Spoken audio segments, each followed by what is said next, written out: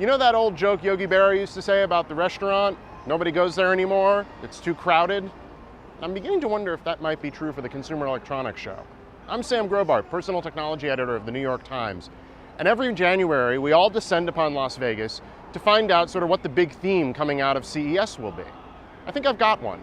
Does CES even really matter anymore? I'm not asking that to be snide, it's just that CES seems to be caught in a little bit of an existential crisis. Consider this.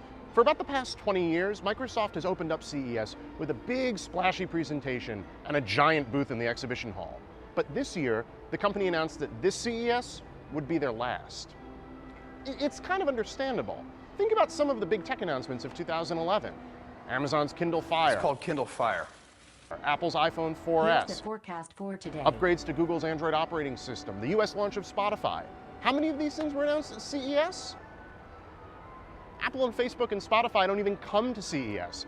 And Amazon and Google, yeah, they're here, but their booths are smaller than headphone maker Skullcandy. I think this is happening for two reasons. Okay, first, you've got the Yogi Berra theory, right? I mean, CES pulls in something like 2,700 exhibitors, 140,000 people come every year. If you're showing here, it's really hard to get your news out above the collective din that all that activity generates. And then there's something else.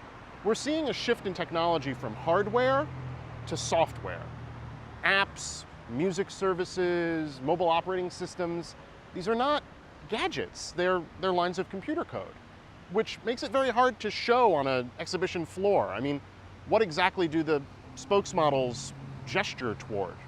CES remains enormous, but lately what's more noticeable are not the thousands of companies that do show up, but the 8 or 10 that don't.